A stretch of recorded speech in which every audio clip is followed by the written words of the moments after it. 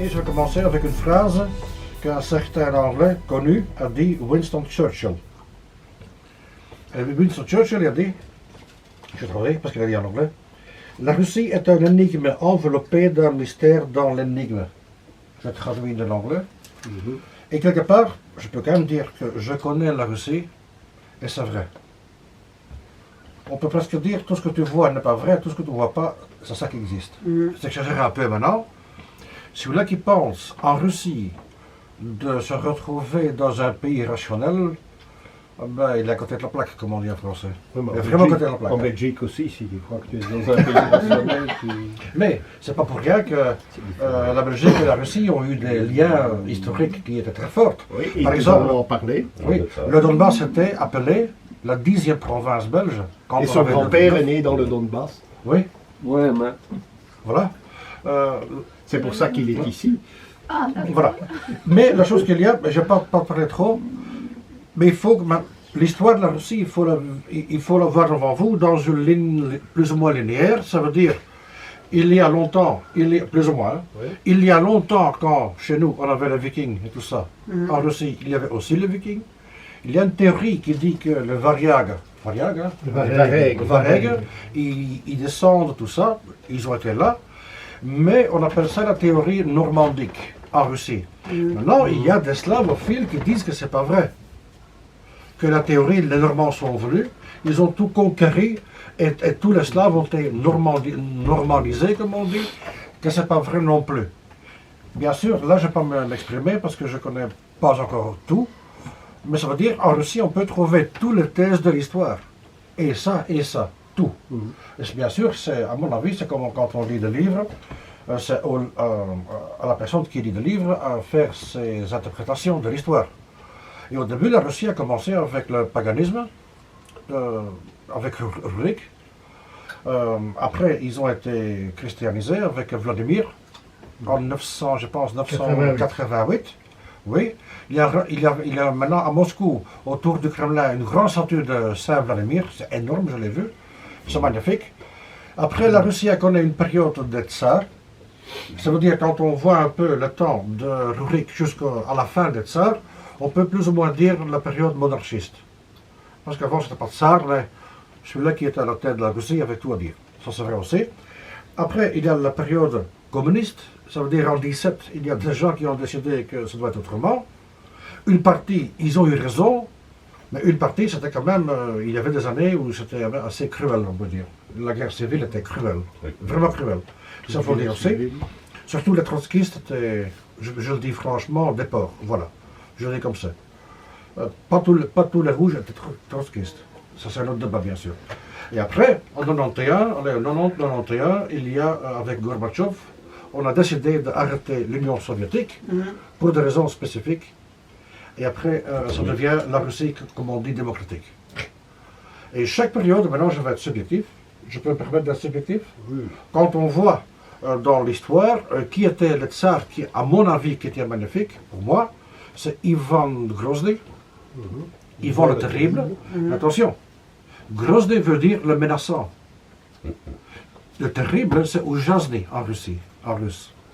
Ça veut dire, mais pourquoi, maintenant j'ai une petite histoire, pourquoi est-ce qu'on appelle à l'Occident Ivan le Terrible? Quand on voit les cartes de l'évolution de comment la Russie grandit vers la Sibérie, c'est énorme. Ivan Grozny a vraiment fondé la Russie d'aujourd'hui qu'on connaît. On peut le dire comme ça. Il était dur, mais excuse-moi, moi je pense que quand tu vois le roi de France en 1501 n'était pas calme non plus. Hein. C'est un peu la mentalité du temps. Ivan Grozny, par exemple, il y a une lettre du roi de la Pologne. Mais le roi de la Pologne, oui, c'est vrai, écrit à Ivan Grozny une lettre. Cher tsar, pourquoi tu ne veux pas accepter mes businessmen, mes hommes d'affaires? Et le tsar Ivan Grozny répond, véridique, j'ai rien contre tes hommes d'affaires, mais tes juifs ne rentrent pas chez moi. Maintenant, dans le temps, tout est possible, je ne m'exprime pas. Est-ce que la phrase est grave ou pas? C'est pas à nous de décider. Mais je veux dire, je comprends que ceux qui écrivent, une partie des gens qui écrivent par après l'histoire de la Russie, ou anti-russe même, qu'ils vont dire qu'Ivan Grozny, il est mauvais. Vous comprenez maintenant pourquoi? Oui, Parce que, maintenant j'ai compris. oui, voilà, là tout est dit. Ça veut dire, certains hommes d'affaires qui venaient de loin, ils ne voulaient pas, et deux, il a fait grandir la Russie. Un tsar que moi j'aime beaucoup aussi, c'est Alexandre III par exemple, qui était très conservateur. Maintenant, pour les monarchistes, Nicolas II, il est un phénomène. On a même fait des icônes de Nicolas II, j'en ai. Même pour moi, ce n'est pas une icône, parce que faire un tsar un simple, je ne sais pas si ça vaut la peine, je ne sais pas. Je ne suis pas trop théologien pour ça, mais ok.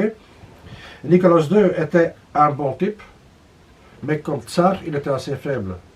C'est pour ça que, en Russie, il y a des choses qui allaient mal, mais vraiment mal. Et les amis communistes en Russie me disent, si les communistes n'interviennent pas, il y avait tellement de misère dans la Russie avec des bureaucrates locaux, corrompus, locaux. La population en avait marre. Solzhenitsyn parle aussi de ça, un petit peu. Oui. Voilà, on sait qui on veut dire ici. Il y avait un certain peuple qui sont très forts en économie et en faire de près aux autres, qui ont vraiment, comment dire, terrorisé les fermiers, tout ça. Et les fermiers perdaient, avec 50% d'entre eux, les fermiers perdaient leur ferme et devenaient esclaves. Ça veut dire que ça allait péter, comme on dit en français. Et là, les communistes, ils ont dit stop. Ils ont reformé le pays, plus ou moins comme ça, non parce que les communistes me disent, eux, c'est que si la révolution ne se fait pas, la Russie aurait été divisée en plusieurs pays. C'était vraiment, comment dire ça, se désintègre à fond. Voilà. L'Union soviétique a lui-même divisé le pays. Non. Ah oui, l'Ukraine n'existait pas et Lénine a créé l'Union, l'Ukraine quand on voit ça comme ça, ou les colonies dans le sud aussi, bon, Azerbaïdjan et Tadjikistan, ce n'étaient pas des États dans ce cas. Et il a créé maintenant, la chose que je veux dire, des gouvernements. La chose que moi je veux dire maintenant, et là je parle quelqu'un qui a quand même beaucoup de sympathie pour le patriotisme russe, c'est que il y a même en Russie des discussions. Les monarchistes n'aiment pas les libéraux et les communistes. Oh, notre Russie, c'est le tsar. Après 17, il n'y a plus de Russie. Pour nous, on ne reconnaît plus. Les communistes disent la même chose. Pour nous, la Russie, c'est l'Union soviétique. Le tsar, ça allait, et aujourd'hui, c'est mauvais. Plus ou moins. Parce que oui, c'est vrai, en Union soviétique, il y avait plus de sécurité sociale que maintenant. Ça il faut dire. Et les libéraux disent, la Russie d'aujourd'hui, c'est la meilleure. Et avant, c'était mauvais. Et maintenant, il y a aussi une partie des gens qui disent comment on appelle cette Russie n'a aucune importance. Rurik, après Mikhail Romanov, le tsarisme. Après, moi je ne dis pas Lénine parce que Lénine était déjà mort quand tout commençait. Après Lénine, c'est Staline. Voilà, c'est Staline. Donc, voilà, on va dire ça. Et après, Yeltsin, qui était aussi, dans le fond, déjà mort quand il était président. C'est à cause de la vodka qu'il a survécu. Oui. Comment dire ça, il avait commandé sur le camion avec la vodka arrivé entre temps, il est mort. Hein, voilà. et après, avec Poutine, les Russes sont quand même un leader que moi je considère comme qui vaut la peine. Pour moi, il peut être plus dur. Il peut être plus dur pour moi. Il a levé la Russie. Je dis c'est subjectif. Mais quand je connais quand même les Russes et tout va bien. Je veux dire, toutes les périodes pour moi, c'est la Grande Russie. Dans le temps, les monarchistes, l'Union soviétique, c'est aussi un format de la Grande Russie. Il y a une continuité, oui, voilà. Et pour moi, ils ne sont pas en conflit. Même que le passage a fait de guerre civile, on appelle le smuta. Smuta, c'est le temps des troubles. Ça, c'est après Ivan. Oui, parce que le smuta, ça veut dire que c'est en 1600 et une chic, là, avec en 1612, ou Milin Pazerski. Avec le faux Dimitri qui était envoyé avec par le roi de Pologne. Il y a 3 faux Dimitri. Oui, mais c'était... Voilà. Ok, merci. Voilà, ça veut dire, là ils ont fait une révolution un peu comme, comment dire, la matinée bourgeoise de Bruxelles-Metten. Ça veut dire, la population a été dans le Kremlin, à Moscou, ils ont vraiment chassé les Polonais. Un peu comme les bourgeois, ils ont fait dans le temps, en 1302, je pense, Oui. hein, oui, à Bruges, pour les anti-français. Ils ont tout liquidé. C'est pour ça les deux Ménine et Pajarski, ce sont des héros en Russie, dans l'histoire. Boris Godunov, hein. Hein? Boris Godunov. Boudonov, oui, on peut parler beaucoup. Bien sûr, il y a beaucoup. Mais on appelle ça smuta parce que c'était comme le temps où est-ce que la Russie continue ou pas, on ne sait pas. En 17, il y a une guerre civile qui est énorme, qui a coûté des milliers de vies. Est-ce qu'après ça, la Russie survit ou pas, on ne sait pas. En 91, les Russes m'ont dit que la Russie était tellement reprise par les libéraux, par Yeltsin et par les oligarques, on sait qui ils sont, qu'il y a des Russes qui disaient c'est fini. Parce qu'en 91, les Tatars voulaient le séparatisme. Et on avait peur de l'effet domino. Les Tatars partent. La Crimée est plus russe. La Russie avait, en 91, la Russie avait perdu beaucoup de territoire. La Russie avait perdu, à partir de Kiev jusqu'à l'Est, tout était russe. Et l'alcoolique, excuse-moi le mot, l'alcoolique a tout donné à l'Ukraine. C'est ça qu'on dit aujourd'hui. Le fait qu'à partir de Kiev, jusque le Donbass et tout ça, jusque Mariupol et Odessa, des villes russes ont été données, et la Crimée ont été données à l'Ukraine en 91, quelque part on peut dire, en 91, l'Ukraine a annexé une partie de la Russie. C'est une annexation.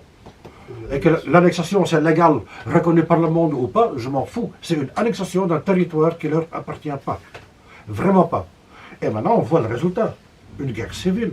Parce que quelque part, la guerre d'aujourd'hui, de l'opération spéciale, c'est une guerre civile. C'est entre Slaves. C'est entre deux variants de peuples slaves qui viennent du russe au début. Qui viennent du russe. Voilà. De la rousse. Il y a beaucoup de descendants des Khazars et tout ça. On voit beaucoup des Ukrainiens avec une vie de Turcs qui sont noirs, Oui, mais c'est tout de même les descendants de la rousse de Kiev. De russe, oui. Ce sont les blondes, et les roux. Oui. Mais il y a beaucoup de Turcs Parce aussi que, en oui, Ukraine. Solzhenitsyn. Ah oui, Ah, je connais beaucoup de je gens, pense, des Ukrainiens. Solzhenitsyn a écrit un livre dans le temps, Oui. et là je me rappelle encore que lui une était pour la réunion des trois Russies. Ah oui. La grande Russie, la petite Russie et la Biélorussie. Parce que historiquement ce sont des frères, c'est un peuple. Et Un sa peu mère comme était les ukrainienne. Flamands, les Afrikaners et les Hollandais. Un peu même chose. Hein? Voilà. Oui. Je ne dis pas les Wallons et les Français parce que là il va me tuer. Je dis pas, mais moi aussi. Voilà. Mais voilà, je pense que ça c'est pour lancer l'affaire. Et maintenant, je pense que Robert porte la parole. Oui, bon, c'est évidemment difficile de brosser en quelques minutes, mais en 2-3 quarts d'heure, l'histoire de la Russie. Si vous voulez un livre qui est remarquablement bien fait dans la mesure où chaque chapitre est une étape, comme celle qu'a énoncé Chris tout à l'heure, une étape de l'histoire de la Russie depuis Ivan IV dit le Terrible. Donc on voit comment la Russie s'est développée. Alors Alexandre Douguin me disait tout au début des années 90, quand je l'ai rencontré à Paris, il disait l'histoire de la Russie, c'est l'histoire de la maîtrise des terres. Donc il faut maîtriser les terres et avec ces terres avoir accès aux mers chaudes, etc. Alors il me disait Catherine II par exemple est une pure allemande, elle n'a pas une goutte de sang russe, mais elle est russe parce qu'elle a regroupé les terres, notamment la Novorossiya dont on parle maintenant suite au conflit du Donbass. Alors, c'est quoi les terres de Russie? Les terres de Russie, malheureusement, je n'ai pas les cartes exactes. Ce sont des bassins fluviaux. Donc, si vous regardez bien, on ne comprend pas cette histoire, et on ne comprendra pas cette histoire depuis, je dirais, l'Empire romain pour nous, l'histoire de ces régions, si on ne voit pas exactement ce que sont les bassins fluviaux. Donc, qu'est-ce qu'il y a en Russie? On les voit, mais c'est pas le bassin vraiment. Il y a le bassin du Dniestr, qui fait la frontière avec la Moldavie aujourd'hui. Il y a le bassin du Dniepr, sur lequel, dans le cours inférieur du Dniepr, il y a la zone de front à l'heure actuelle. Et le Dniepr passe par Kiev. Il est peut-être le fleuve le plus ukrainien de ceux que je vais citer. Ensuite, il y a le Don avec le Donetsk, qui est un affluent du Don. Le bassin du Don fait tout l'est de l'Ukraine et une bonne partie de la Russie, s'étend en dehors de ce qui est convenu d'appeler l'Ukraine depuis que l'Union soviétique, que dans le cadre de l'Union soviétique, on a créé une république socialiste soviétique d'Ukraine. Mais le Don se jette à l'est de l'Ukraine dans la mer d'Azov. Donc ici, voilà, ça c'est cette petite mer, la mer d'Azov, et c'est en fait ce que Poutine ou ce que l'armée russe défend aujourd'hui, c'est l'accès à la mer d'Azov, l'accès dans les deux sens, l'accès par la mer Noire et l'accès par l'intérieur des terres russes.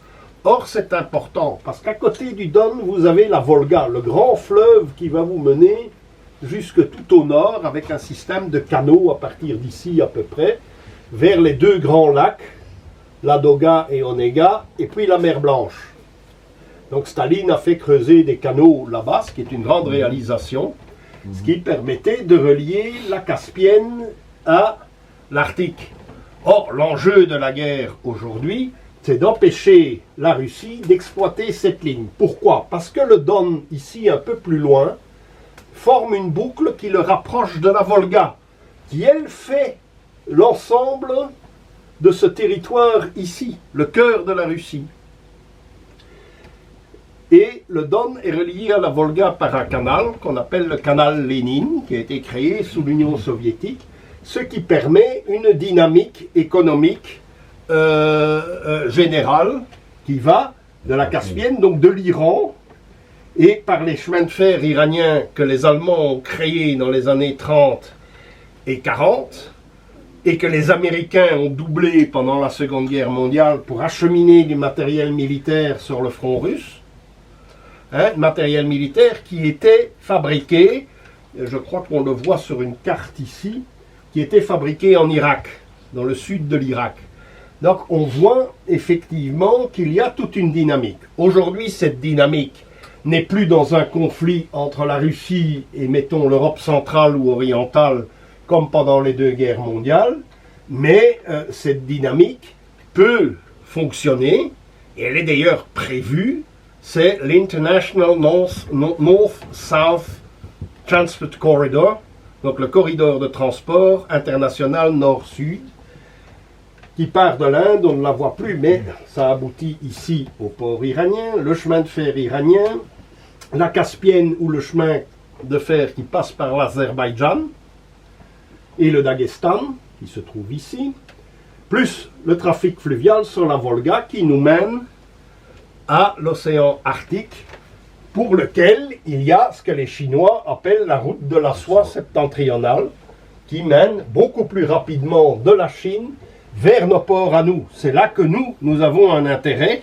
qui était déjà bien compris dans ce livre que Chris a acheté aux Pays-Bas. C'est des projets qui existaient du temps d'Ivan le Terrible entre des gens d'ici, de nos régions, donc d'Anvers et de Rotterdam, etc. Surtout d'Anvers, qui était le grand port à l'époque.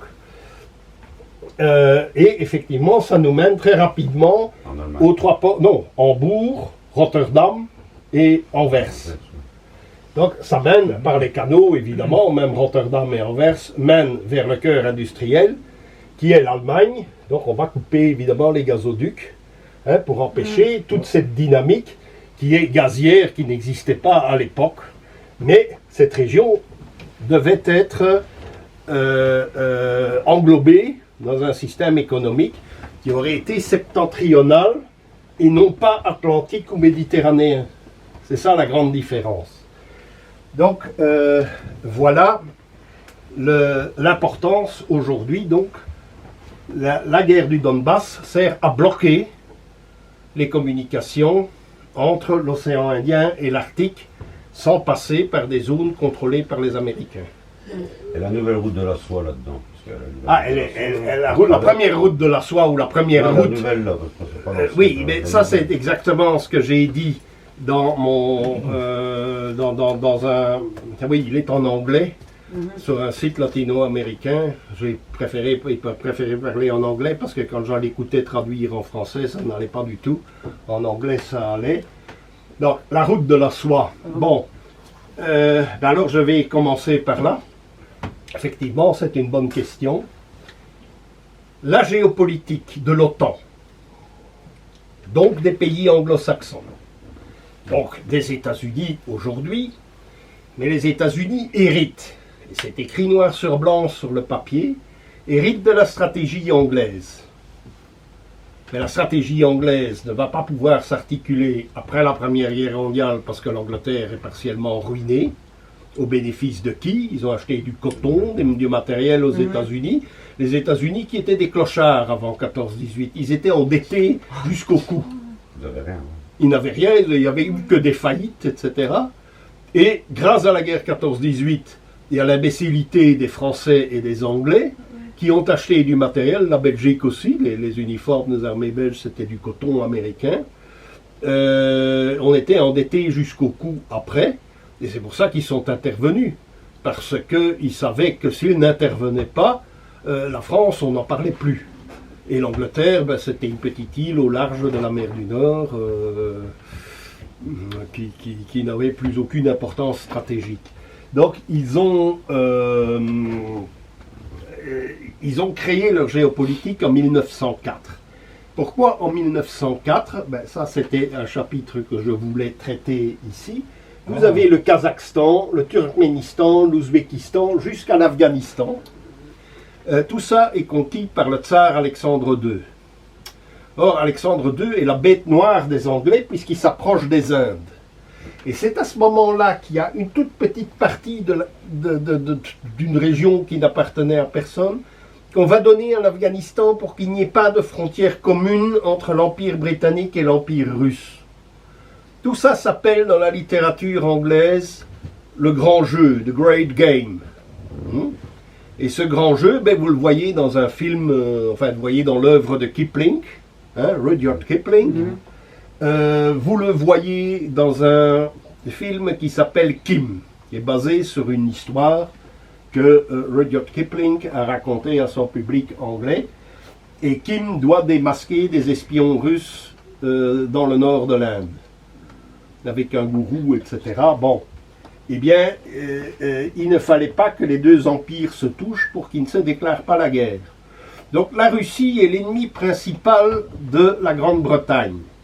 Pourquoi? J'expliquais que la Russie conquiert son empire sur la terre, elle conquiert des territoires qui lui sont proches, qui lui sont voisins, tandis que l'Inde, elle a été conquise par les Européens, d'abord par les Portugais. C'est eux qui ont, la première fois, ben, le problème, ce n'était pas tellement la civilisation musulmane, parce qu'elle était musulmane, les Égyptiens laissaient passer tout. Ils laissaient passer le commerce italien, ils laissaient passer le commerce, il n'y avait pas de barrière. Les Seldjouks, quand ils envahissent l'Empire byzantin en 1071, et qui sont battus, ils bloquent tous les ports de Syrie. Donc il n'y a plus d'épices. Or, ce qui avait une idée fixe chez les Européens de l'Ouest, c'était de bouffer son repas avec des épices. Et on fallait retrouver la route des épices, c'est-à-dire l'Inde. Donc, par conséquent, les Italiens les achetaient ici. Donc, Venise et Gênes avaient des comptoirs ici, et ça venait par la route de la soie. Les Portugais vont créer une... Attention mon garçon. Les Portugais vont créer une route maritime et vont aboutir aux Indes.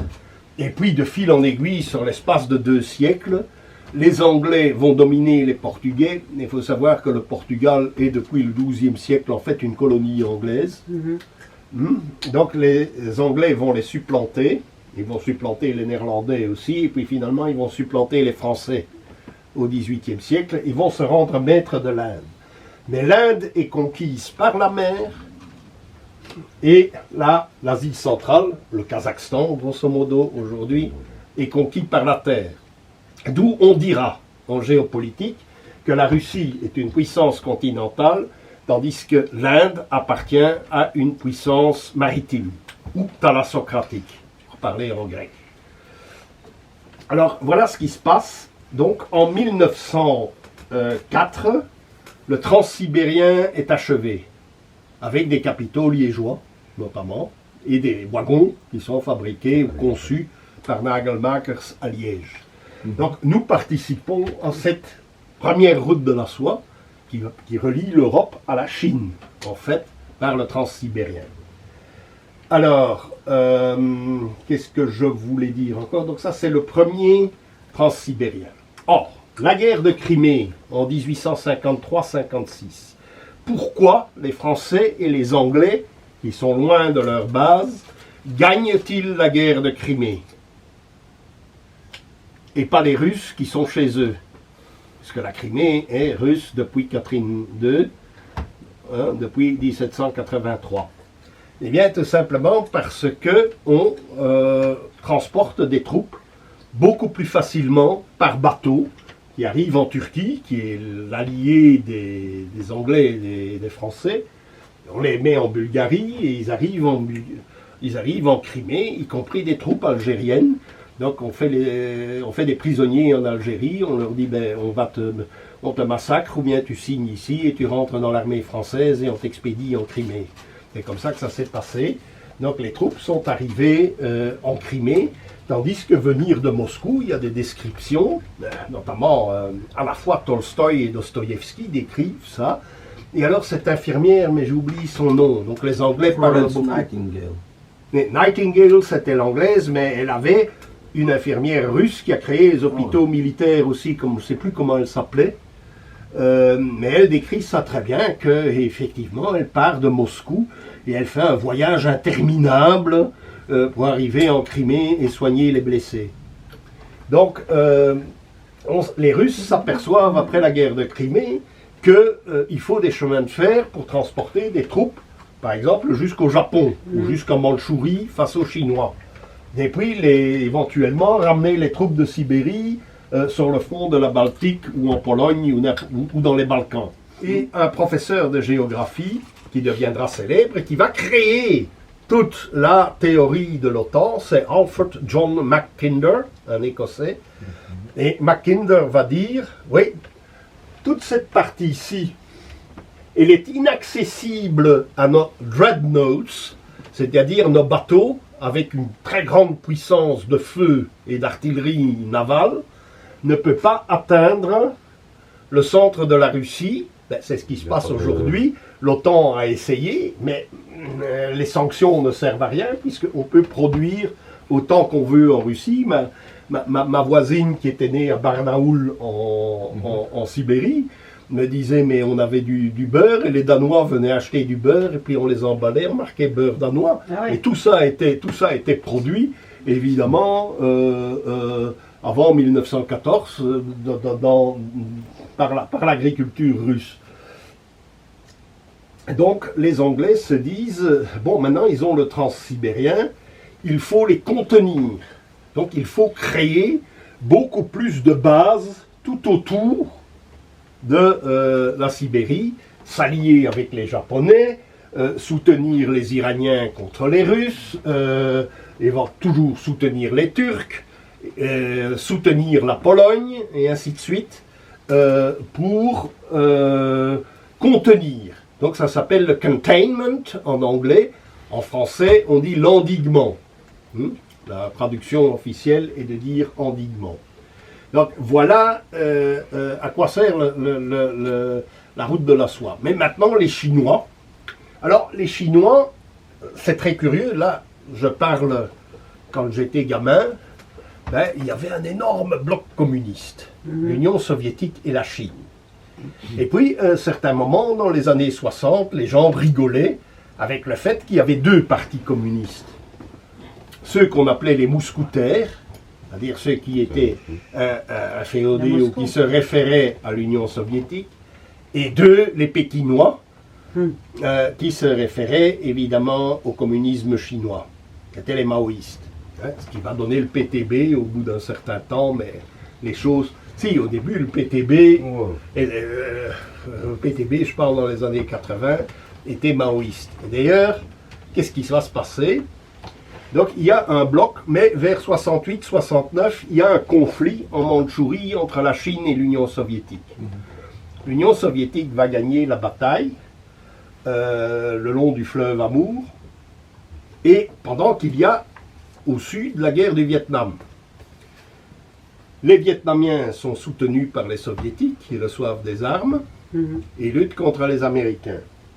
Donc, par conséquent, les Américains, bien avant la fin de la guerre du Vietnam, vont se dire, Kissinger, on envoie le fameux Kissinger, qui a 101 ans maintenant, on l'envoie, il est un spécialiste, il a étudié la Chine, son livre sur la Chine mérite d'être lu pour voir ce qu'ils ont derrière la tête, et il parvient à retourner la Chine, qui devient un allié des États-Unis, encore du vivant de Mao Tse-tung. Du coup, il y a une guerre entre le Vietnam et la Chine, et qu'est-ce qu'on va faire pour contrebalancer le Vietnam?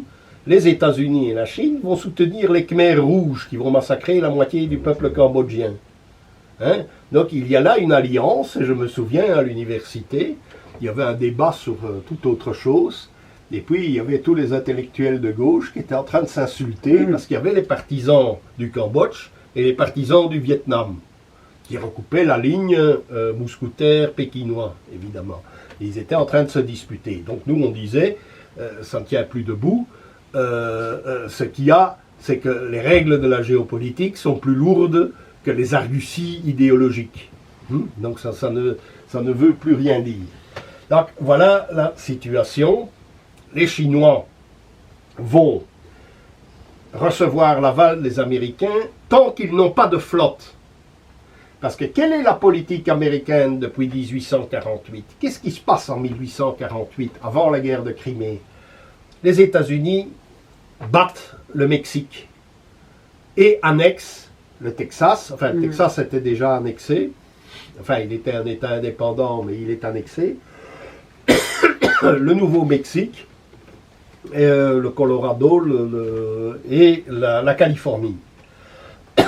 La Californie devient entièrement américaine. Les Russes l'ont quittée en 1842. C'est pour ça que la Californie a d'ailleurs un ours sur ses armoiries. L'Alaska est encore russe, il ne sera vendu qu'en 1867 pour financer la conquête ici, au Kazakhstan. Ils n'ont jamais été payés. Ils n'ont jamais été, sans doute, jamais été payés. Non. Donc, d'ailleurs, la sénatrice de l'Alaska, elle est d'origine russe. Hein. Donc il n'y a pratiquement que les peuples indigènes et les Russes. Il y a un peintre russe qui était fixé à Paris, qui a fait de magnifiques peintures de tous les indigènes de l'Alaska. C'est un livre merveilleux, je devrais l'apporter et le montrer ici, c'est extraordinaire. Et voilà, donc maintenant la Chine reste une puissance continentale. Et qu'est-ce qui s'est passé dans les années 50? On les a laissés faire contre l'Union soviétique pour conquérir le Xinjiang, qui était sous influence russe, et le Tibet, qui est plutôt sous influence anglaise. Mais on les laisse faire tant qu'ils restent continentaux, mais qui n'ont pas de marine. En 1848, comme je le disais, on est dans l'euphorie à Washington, et il y a un sénateur qui arrive et qui dit, voilà, maintenant nous sommes bi-océaniques. Nous avons une énorme côte sur l'Atlantique et une énorme côte sur le Pacifique. On va devoir contrôler les deux rives en face. Mais le plus facile à l'époque, il y avait encore la flotte française, il y avait la flotte britannique, il y avait la flotte allemande, il y avait la flotte espagnole qui n'était pas négligeable non plus.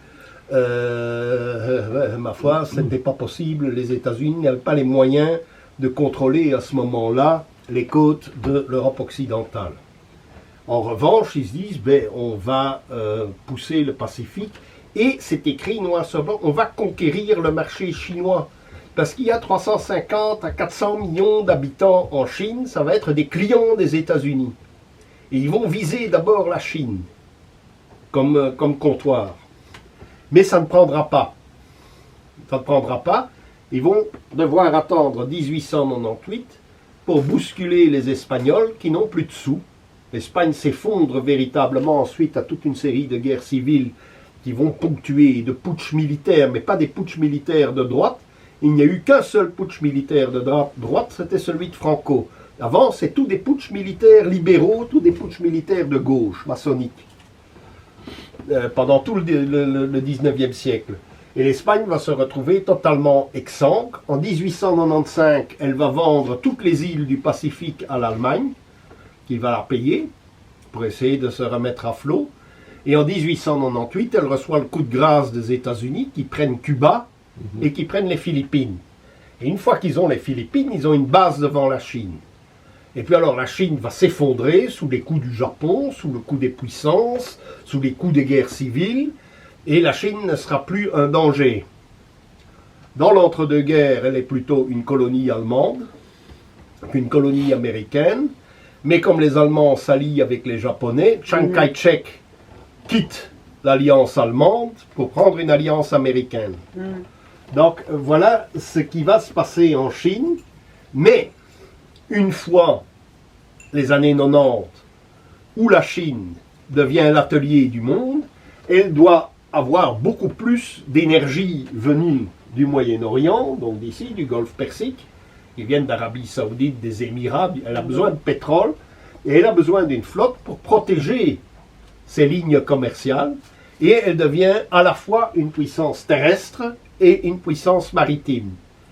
Et Xi Jinping, en 2013, va lancer le projet de la route de la soie, et ça ira très vite. Il y aura très vite des chemins de fer qui vont doubler le transsibérien, à la fois en Russie et à la fois à travers le Kazakhstan, jusqu'à Rotterdam. On peut prendre un train de marchandises, ce n'est pas des trains de passagers, mais sont des trains de marchandises, peuvent partir de Rotterdam et arriver en Chine sans le moindre problème. Alors il y a une route de la soie maritime vers le sud, vers l'Inde, et il y a une route de la soie maritime vers l'océan Arctique, qui repose sur la qualité technique des brise-glaces russes. Donc une des spécialités et un des atouts techniques de la Russie, qu'elle a eu même au temps de l'Union soviétique, parce que les anglo-saxons aiment parler du technological gap, donc de la, comment dire, on ne traduit pas ça en français, mais disons le niveau technologique n'était pas le même en Union soviétique que dans les pays occidentaux. Ce technological gap n'existe pas pour les flottes de sous-marins, les flottes de brise-glace dans l'océan Arctique. Donc, cette route commerciale est créée, c'est une des routes de la soie. Donc, on voit qu'il y a des communications qui échappent au contrôle des puissances maritimes anglo-saxonnes. Et ça, c'est le grand défi des routes de la soie. Alors, évidemment, Poutine accepte les routes de la soie, il y a une alliance tacite entre Poutine et Xi Jinping, mais il y a aussi cette alliance nord-sud, qui va, l'Inde, l'Iran et la Russie, qui vont organiser une voie commerciale, je ne dirais pas en parallèle, mais en forme de croix, de façon à ce que ça passe tout azimut. C'est ça la multipolarité. Or, la question était posée par nos amis sud-américains, mais le texte va paraître en Russie sur le site de Dugin. Ce texte, la multipolarité, ça signifie qu'il y a des pôles de civilisation qui déterminent par eux-mêmes ce qu'ils veulent être. C'est-à-dire, ils ne vont pas adopter les manies occidentales en Chine. On ne va pas être remboursé par la sécurité sociale chinoise si on veut devenir demain une femme quand on est un homme, ou si on veut, je ne sais pas moi, devenir un homme si on est une femme. On ne sera pas remboursé par la sécurité sociale en Chine, on sera enfermé dans un hôpital psychiatrique. Et chez nous, c'est remboursé? Ah oui, bien sûr. 70 000, à la fin, encore quand c'était le franc belge, à la fin des années 90, c'était 70 000 francs belges. Plus les frais du psychiatre, etc. Bon. Donc, on ne va pas transformer un compte chinois, on ne va pas mettre une Bochiment à la place d'une chinoise, comme on a fait pour Blanche-Neige, ou on ne va pas, etc. Donc, il y a une civilisation qui se détermine par elle-même, il y a la civilisation chinoise, Il y a la civilisation russe, il y a la civilisation chiite iranienne, il y a la civilisation indienne, il y a la civilisation ouest-européenne, mais qui est divisée parce que il y a une Europe centrale. On ne peut pas dire, quand on va dire à un Allemand, même ici à Aix-la-Chapelle, vous êtes un occidental, il va dire non, je suis un centre européen. On ne peut pas dire à un Autrichien qu'il est un occidental, il va dire oui, mais ça c'est les fous à Paris, moi je ne suis pas fou, et puis je ne suis pas anglais. Ça ne me regarde pas, je ne suis pas occidental. Même un Espagnol, on va dire oui, non, moi je fais partie de la civilisation hispanique, je ne suis pas un occidental, je ne suis pas un Français. C'est la première chose qu'un Espagnol va dire, et dans la foule qui manifeste maintenant contre le gouvernement, il y a la revendication contre les laïcards à la française. Les gens critiquent ça, ils ne veulent pas. Donc on ne peut pas dire, aller dire à un Irlandais qu'il est un occidental, ça ne va pas marcher non plus. Alors qu'il est le plus à l'ouest de l'Europe. Mais non, il n'est pas un occidental parce qu'il n'est pas un anglais. Alors il y a une civilisation latino-américaine qui est assez spéciale, qui est un mélange de culture indienne et de culture espagnole, qui est fusionnée de manière très différente selon la population. Il est évident qu'en Argentine et au Chili, où la majorité de la population est européenne, italienne, espagnole, irlandaise, bretonne. Les deux présidents du Chili, Pinochet, qui avait mauvaise réputation, était un breton, et puis sa successeur, la femme, là, comment elle s'appelait encore oui, enfin, c'était une bretonne aussi, une grosse forte immigration bretonne dans le monde hispanique, par la persécution que les Français ont systématiquement organisée en Bretagne, et les massacres qui ont eu lieu au XVIIIe siècle. Donc il y en a beaucoup qui ont immigré d'abord en Espagne et puis en Amérique latine. Bien. Alors, et puis alors il y a la civilisation des États-Unis, il y a Disneyland, Hollywood et tout ce qu'on peut imaginer, une culture du supermarché. S'ils veulent l'avoir, tant mieux pour eux. C'est ce qui fascinait Eltsine d'ailleurs. Mais nous, je ne sais pas, mais je préfère la cathédrale de Paris avant qu'elle ne soit brûlée, ou le Belvédère à Vienne, ou n'importe quoi, ou la cathédrale de Cologne ici, etc. Donc, ça c'est quand on dit qu'il y a une multipolarité, il y a nécessairement une connectivité. Or ça c'est un mot qui n'a pas été beaucoup employé, même chez nous qui sommes non conformistes et qui ne croyons pas ce que racontent les médias dominants.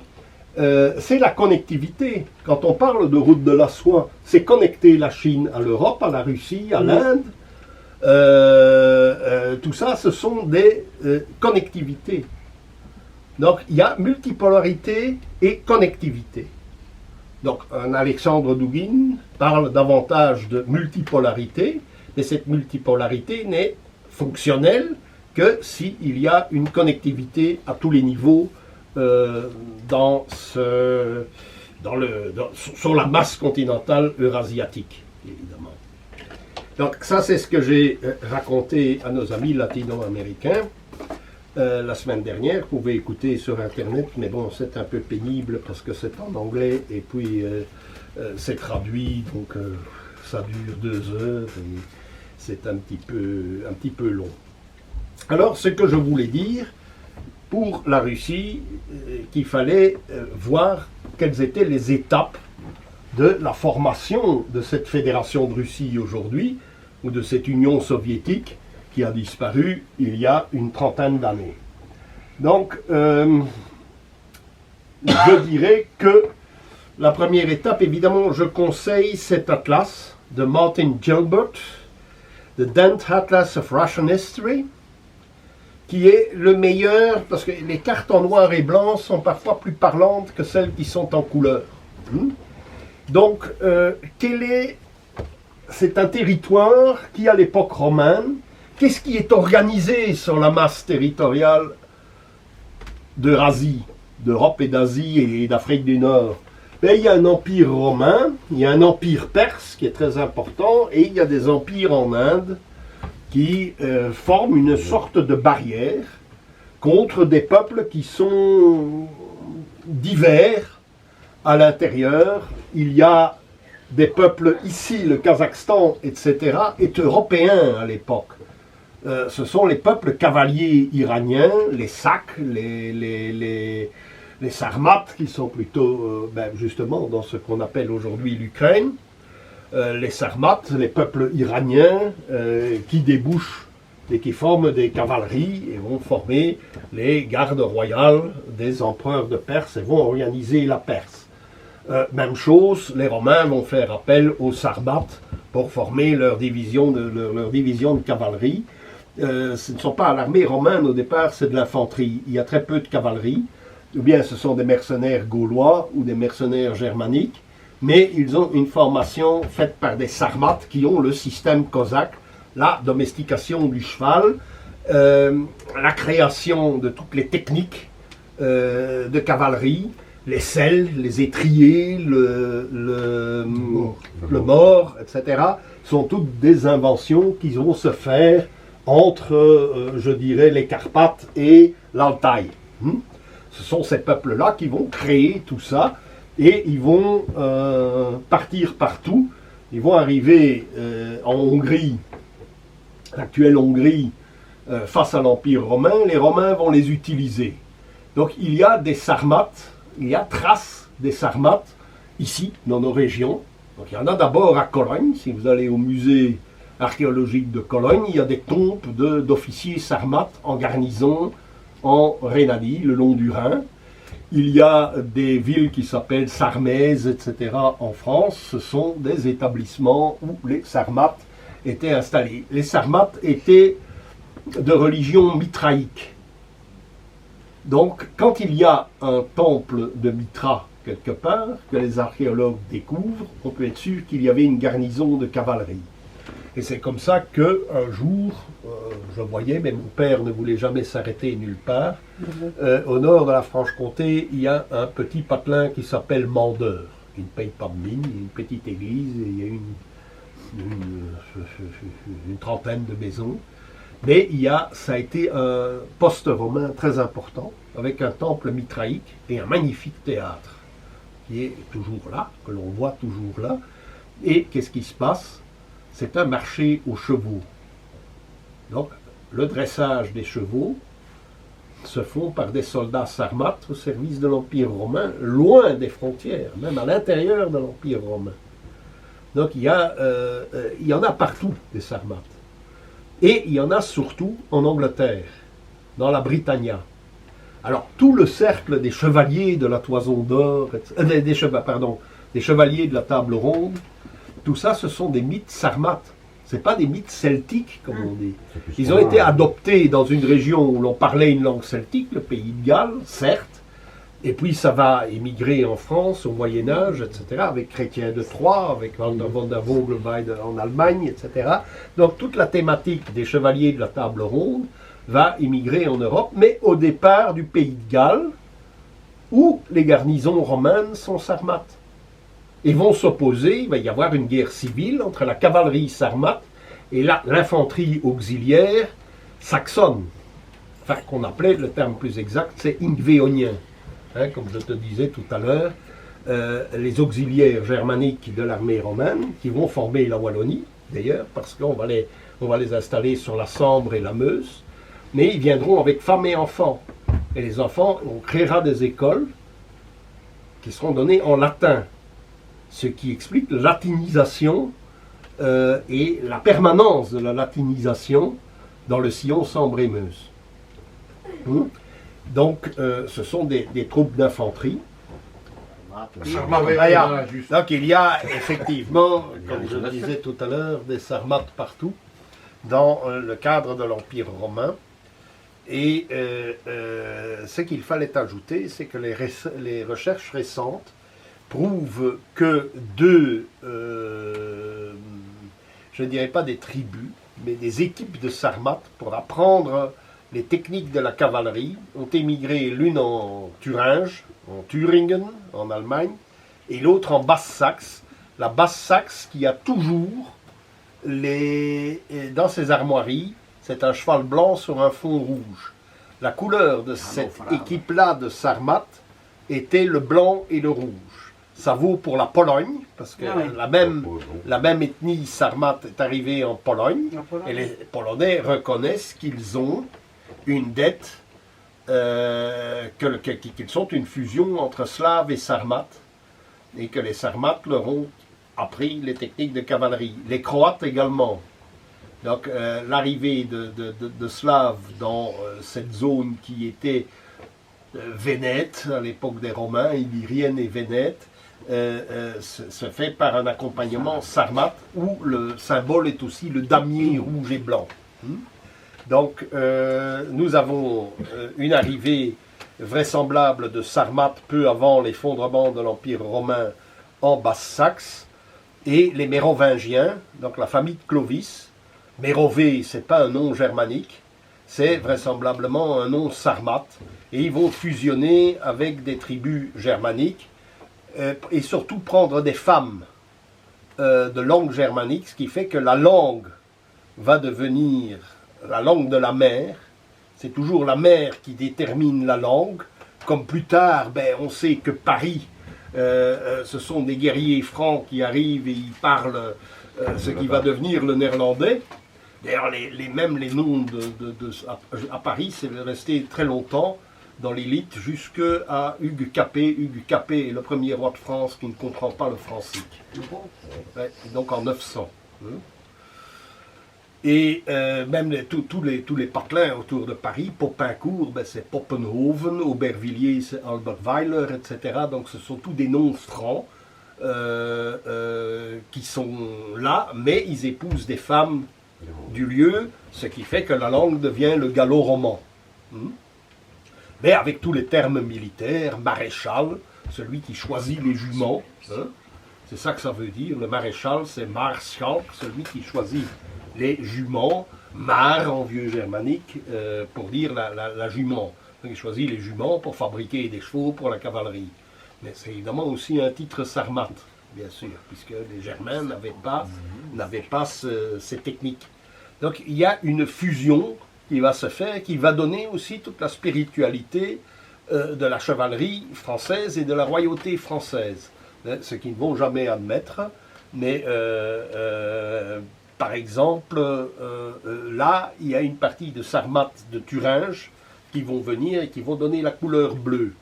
Le manteau du roi de France est un manteau bleu en se souvenir. Donc, ça, pour dire que toute cette région qui va des Carpates à l'Altaï a été déterminante pour la civilisation européenne, surtout après la chute de l'Empire romain. Donc, ce que nous avons, donc pour revenir à ça, à cet Empire romain, qui reçoit évidemment un apport des peuples cavaliers, qui sont eux les porteurs de la civilisation, alors qu'on les considère comme des barbares. L'Empire perse, c'est la même chose. Il reçoit un apport constant des tribus iraniennes du centre de l'Asie, des peuples cavaliers du centre de l'Eurasie, et ça depuis la très haute Antiquité, depuis 3500, 4000 avant Jésus-Christ.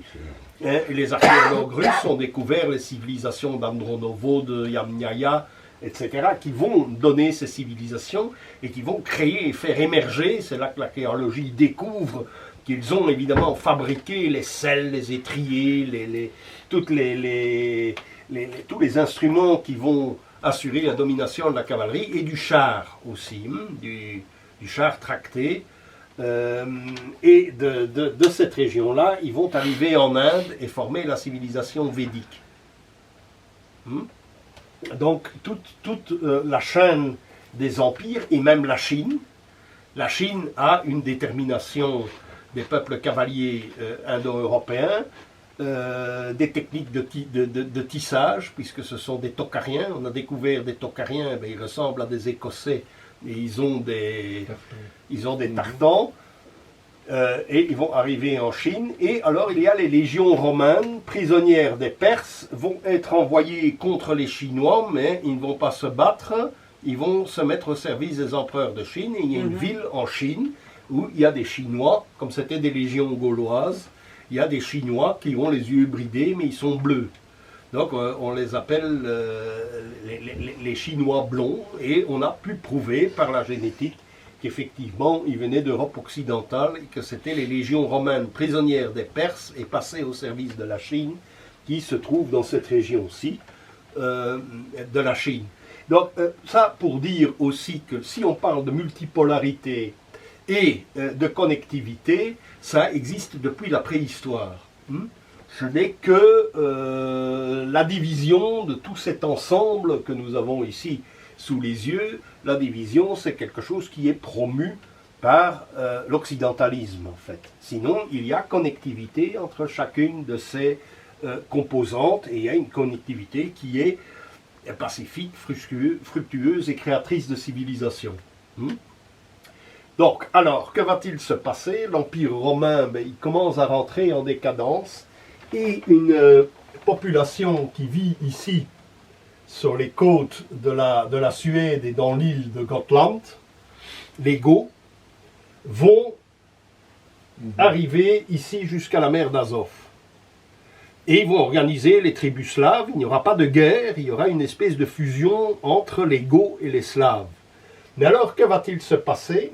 L'Empire perse a tellement pompé les forces des peuples cavaliers européens du centre de l'Asie qu'ici va se former une confédération de tribus cavalières, mais de race mongole. Donc les Huns vont arriver, vont traverser en suivant évidemment les lacs pour nourrir leurs troupeaux. Ils vont arriver sur la Volga et ils vont battre les Goths, qui vont refluer dans l'Empire romain. Mais on s'est aperçu qu'il y avait un axe Baltique-Mer Noire, qu'on va appeler l'axe gothique ou l'axe visigothique. Je passe les détails parce qu'il y a des choses très intéressantes à raconter aux Visigoths qui vont arriver en Bulgarie, vont battre les Romains, s'imposer dans l'Empire romain.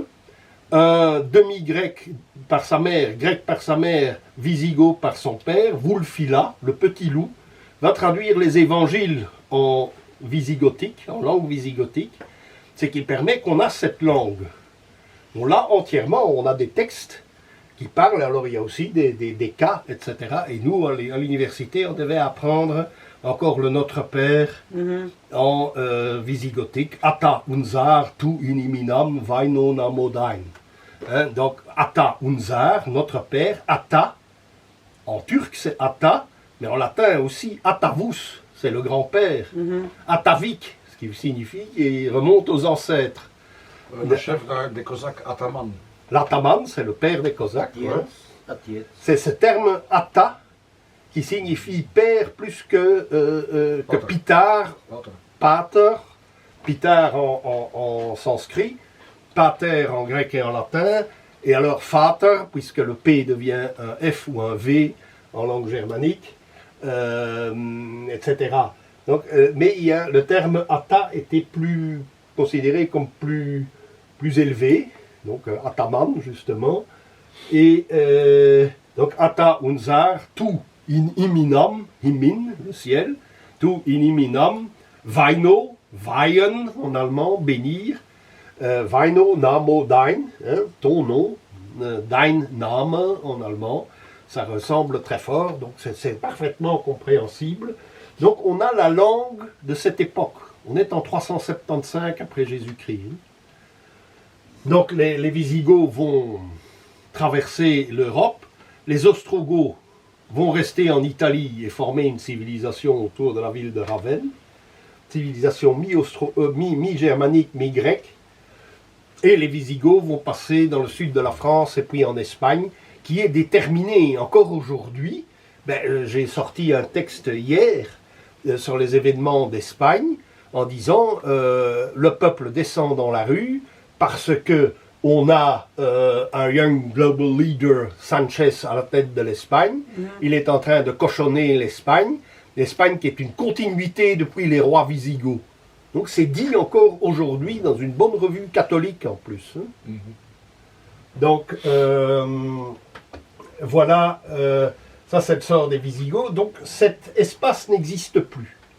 Et ce qui va être une des premières dynamiques, je dirais, de l'histoire des Slaves, pas tellement encore de la Russie, c'est la volonté de reconstituer cet axe et de reconstituer toutes les dynamiques.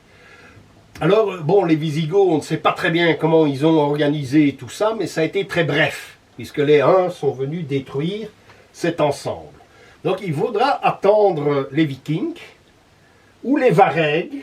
Donc, après les Goths, la tribu principale, ce sont les Varegs.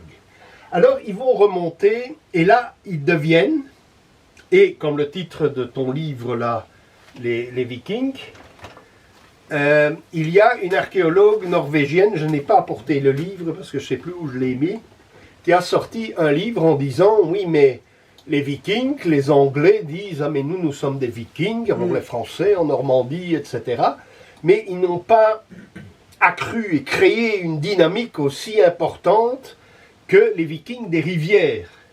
Bon, il faut dire que les Vikings à l'ouest, ils font de la Normandie, ils font de la ville de Bruges, ils sont un peu en Hollande pour garder l'embouchure des fleuves pour le compte de l'empereur germanique. Il y en a dans le Pas-de-Calais, mais qui vont passer en Angleterre. Et puis alors, ils vont conquérir la Sicile pour le compte du pape, pour chasser les Byzantins. Bon, donc ça, c'est ce qu'il y a. Alors, l'expansion vers l'ouest, il y a l'Islande, mais bon, c'est pas grand-chose. Puis le Groenland, mais les colonies vont disparaître. Ils vont finir par fusionner avec les Indiens et avec les Esquimaux du coin.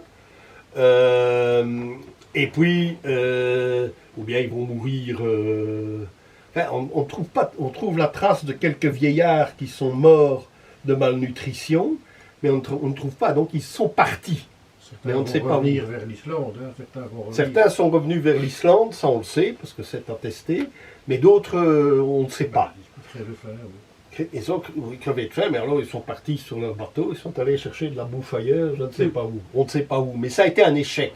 Donc ils débarquent au Canada aussi, mais ça c'est un échec complet, il reste très peu de temps. Mais il y a quand même un jeune viking qui naît, et qui va survivre avec sa mère, qui va retourner en Islande et en Norvège. Hein, donc il y a un Européen, un viking, qui est né en Amérique vers l'an 1000. Et qu'on a l'histoire, attention, la littérature. Oui, mais la littérature islandaise, on a l'air de dire, ah oui, quand on est un Parisien avec un coup comme ça, ou un Londonien avec un coup encore triple, un coup de... on dit, ah oui, mais il n'y a que de littérature française ou anglaise. Non, la littérature européenne, elle naît en Islande. Parce qu'en hiver, on n'a rien d'autre à foutre, et on a une langue très précise, et on écrit toute une littérature qui est moderne. Par exemple, la conquête de l'Amérique, eh bien, c'est écrit, c'est un récit de voyage.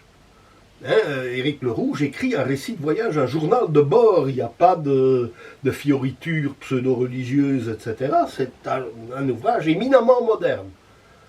Et il y a même des romans policiers, des enquêtes, enfin des espèces de romans, on a tué quelqu'un, qui a tué quelqu'un. Il y a une littérature qui est une littérature et pas simplement, comme à l'époque, une littérature religieuse. Hein. Donc il y a toute une littérature, et alors ils gagnent leur vie, ça leur rapporte énormément d'argent, parce que l'Islandais arrive en Angleterre et il lui dit « Ah, toi tu es duc ici, c'est très bien, et si on écrivait un magnifique poème à ta gloire ?» Alors le type dit « Voilà, je commande ». Il revenait l'hiver d'après avec un machin dithyrambique sur le et le type payait. Ils étaient payés pour écrire. Donc, mais à part ça, l'expansion scandinave, pourquoi a-t-elle lieu? Parce qu'il y a d'abord les invasions vikings ici. Pourquoi? Parce que tous ces gens-là, du temps de l'Empire romain, ils descendaient la Vézère.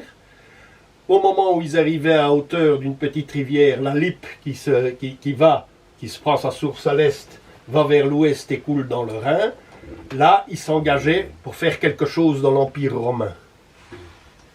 Mais à partir du moment où l'Empire romain n'existe plus, cette possibilité disparaît. Donc ils vont trouver autre chose, et le principal sera l'organisation de ce territoire et même de la Caspienne. Donc, que vont-ils faire?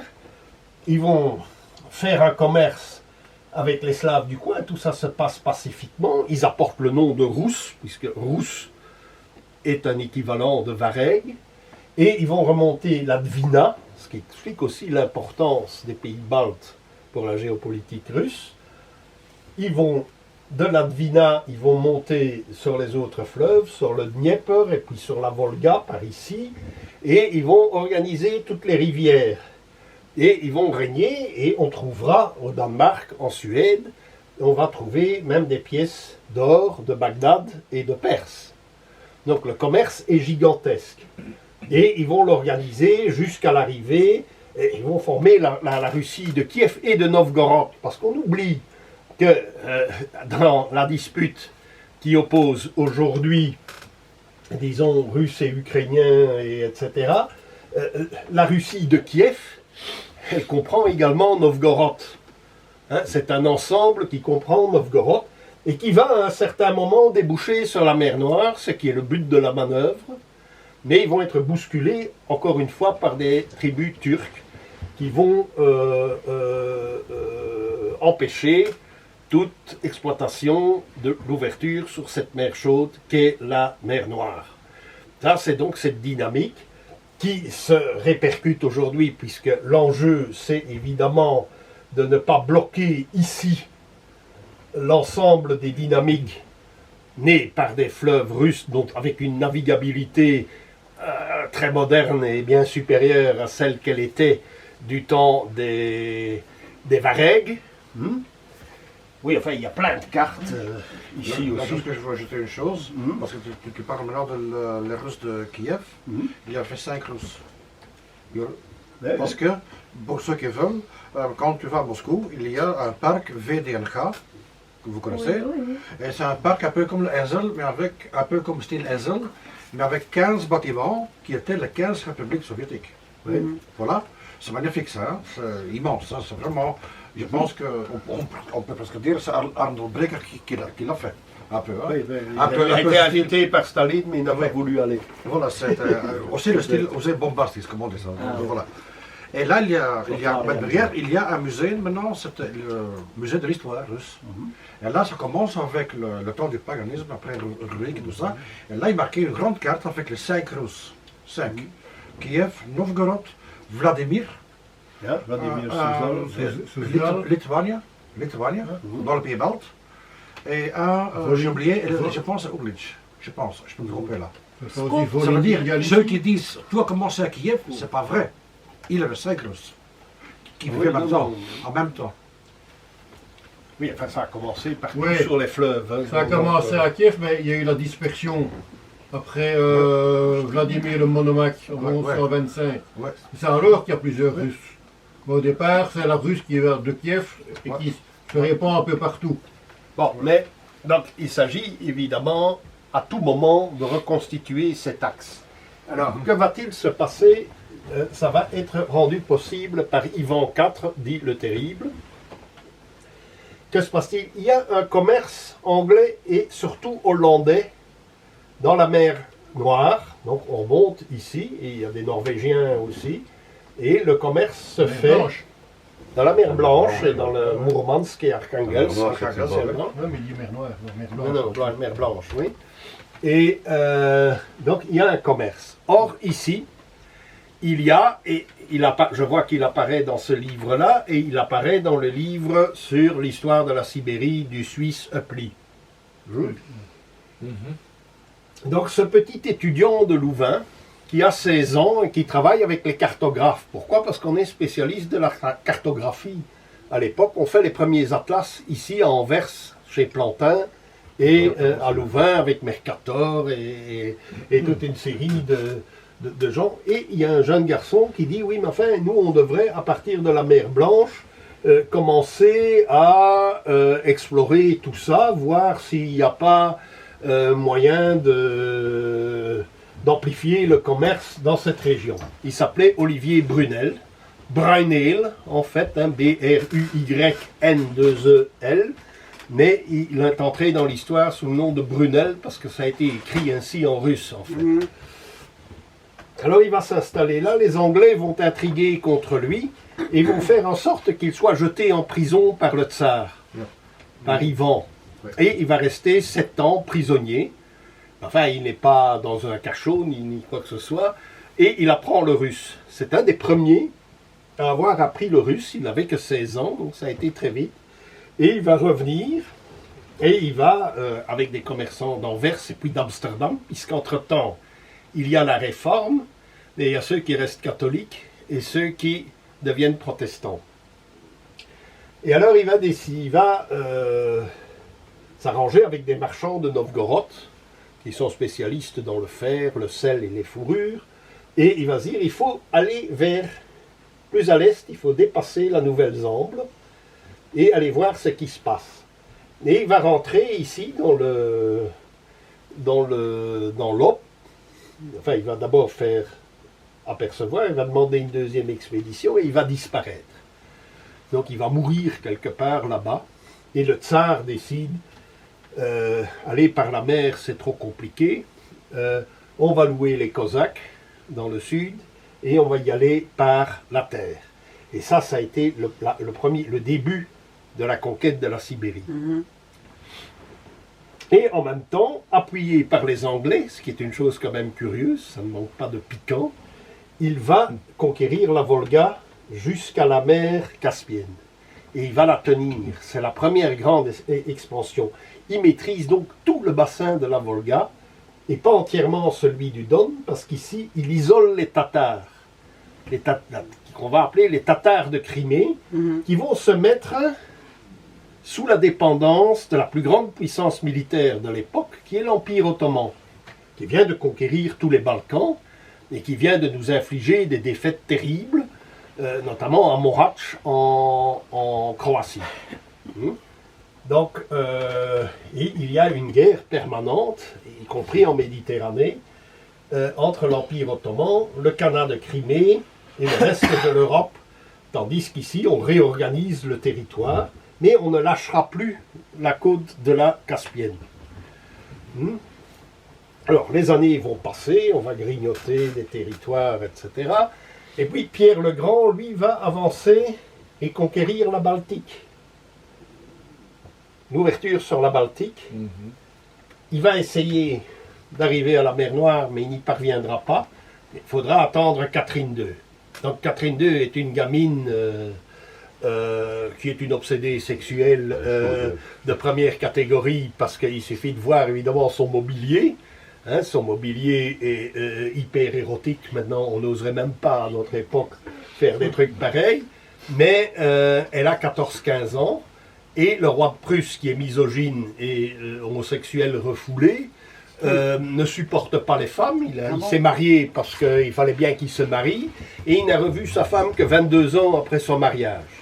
Et quand il l'a vu, il a dit, Frédéric II, et alors il a dit, quand il a vu sa femme, il a dit, tiens, madame a un peu grossi depuis que je l'ai vue. Donc il était absolument d'une goujaterie sans nom, mais le seul compliment qu'il a fait à une femme, c'était à Catherine. Il a dit, cette gamine est pertinente. Et elle va devenir en fait son alliée, ils vont se battre un moment, mais les Russes vont retirer leurs troupes, permettant à la Prusse de s'affirmer dans la plaine d'Allemagne du Nord. Bien, donc Prusse, pas l'Allemagne, je n'ai pas dit l'Allemagne, la Prusse et la Russie.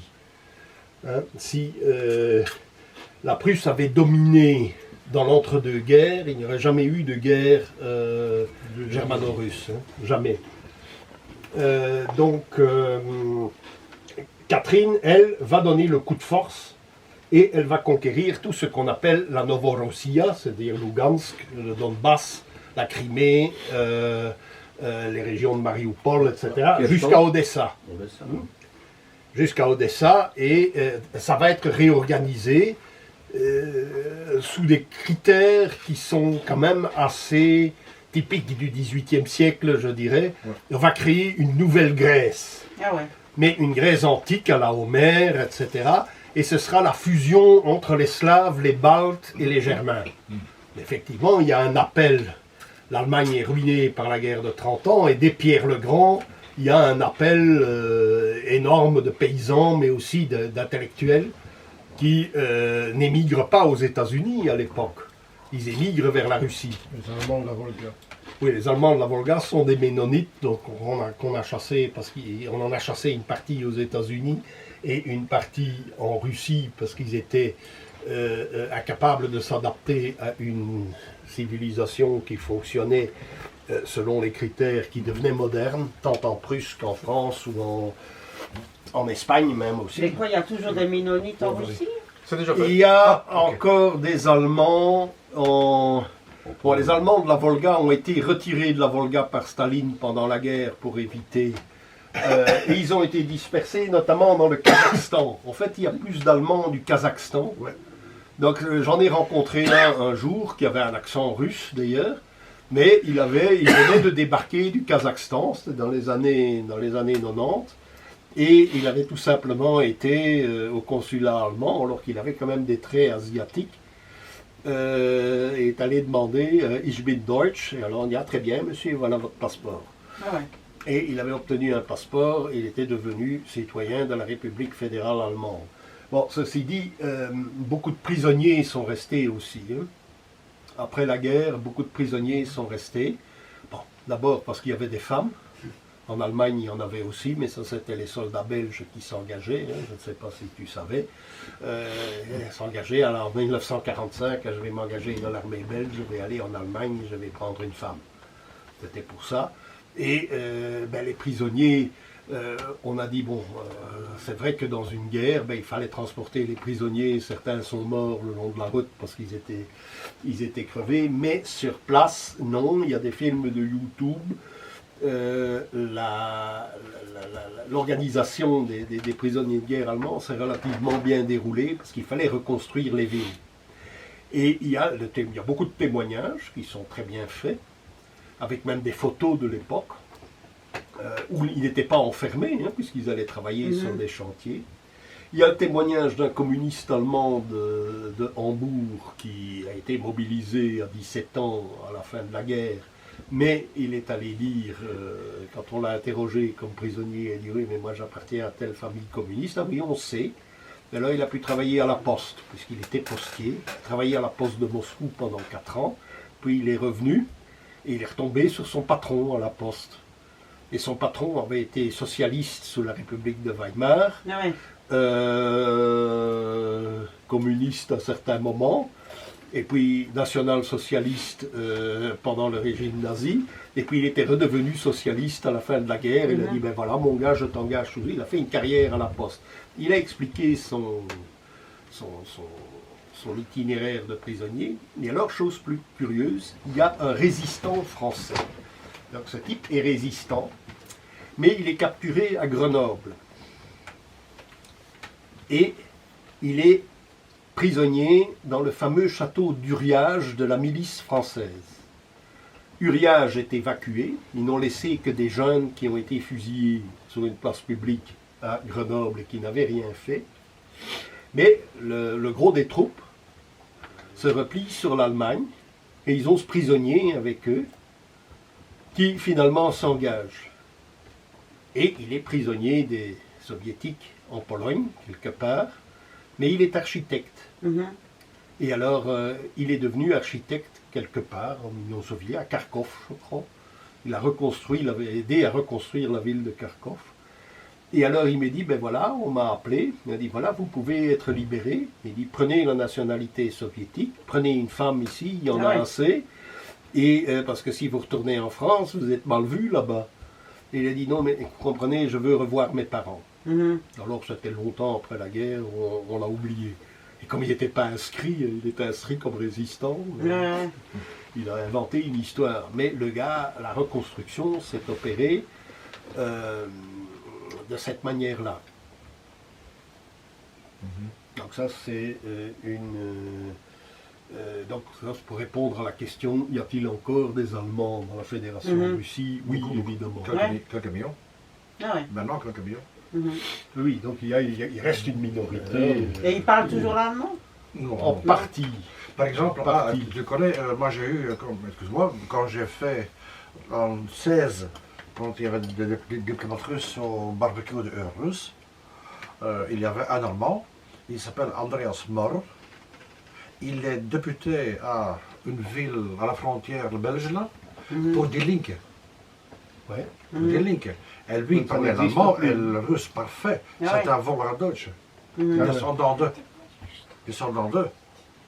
Ah ouais. Ça, je coupe dans la vidéo, mais quand même, qu'est-ce que certains droites m'ont attaqué là-dessus. Hein? Pendant, Parce que quand j'avais été à paix, mais était pro-russe et pas contre nous. Hein?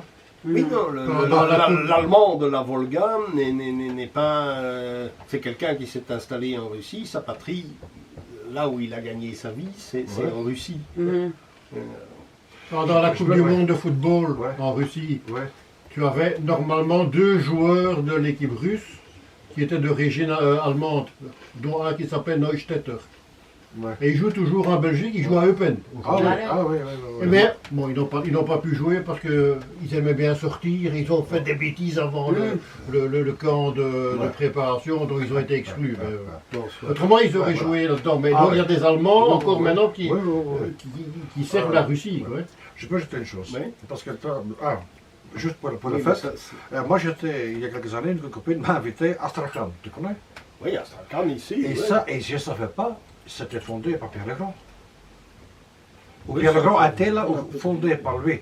Parce que, de toute façon, Pierre Legrand, c'est un Caucase, c'est vraiment... un Caucase, excuse-moi, Caspienne. c'est Caspienne, excuse-moi, je me Oui. trompe. C'est dans la Caspienne. Ouais. Ça veut dire, et de Astrakhan, c'est magnifique là. Hein.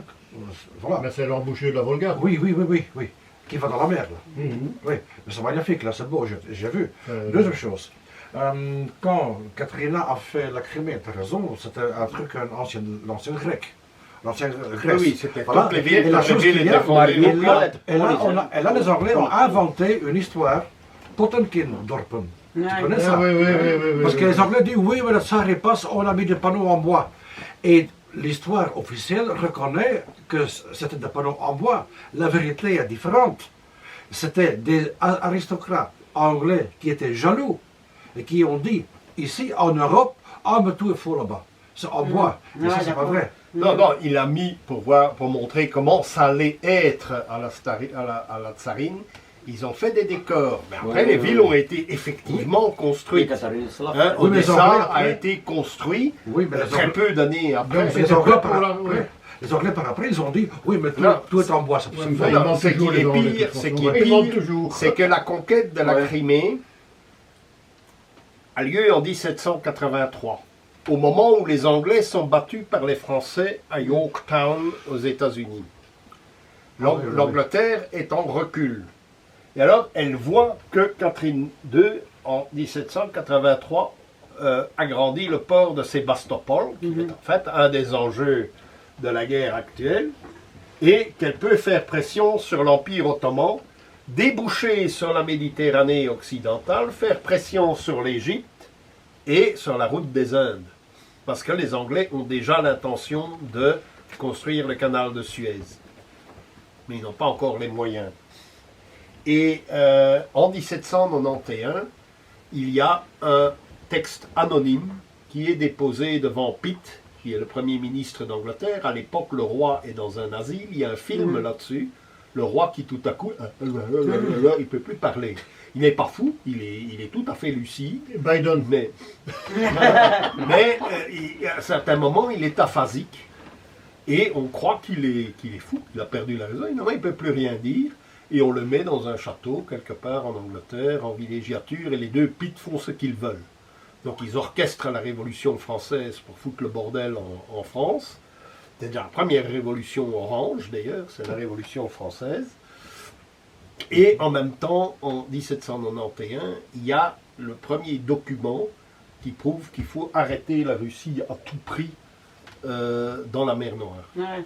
Ouais, déjà. Donc ce document existe, c'est pour ça que mon petit livre en espagnol qui est sorti il y a quelques semaines, c'est une guerre de 230 ans sur l'Europe. Au moins. Au moins. Ouais. Donc là, l'histoire de Potemkin, effectivement, il y a eu des décors, mais ces décors ont été suivis immédiatement par la construction de villes ça n'a pas duré très longtemps. Hein. Ouais. Et il faut savoir que pour ce qui nous concerne, ça s'est fait à une époque où tacitement il y avait une alliance entre la France, l'Autriche et la Russie. C'est la grande entente où Il y a eu une entente. Après Napoléon. Les protestants, les catholiques et les orthodoxes. Ah oui? Oui, mais ici c'est catholique et orthodoxe. Hein. La France, l'Autriche-Hongrie et la Russie. Ouais.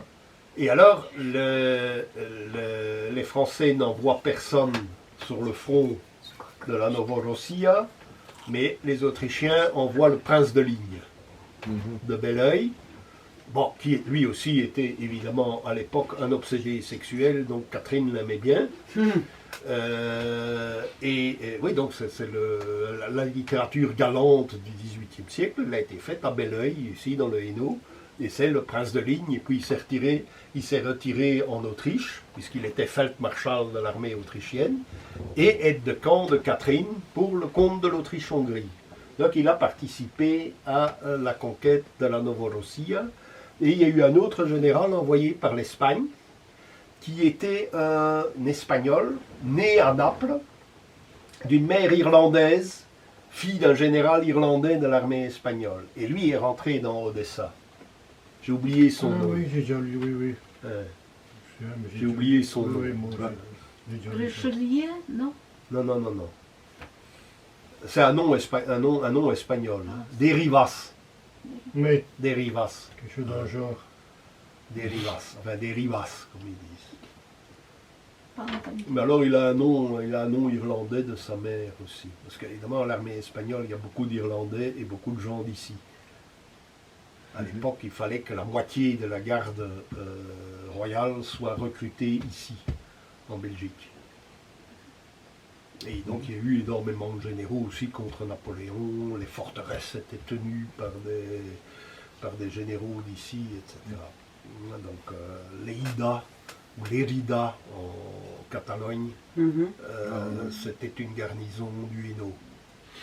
La forteresse de Sals, près de Perpignan, qui a dû capituler, était aussi tenue par une garnison recrutée dans les Pays-Bas.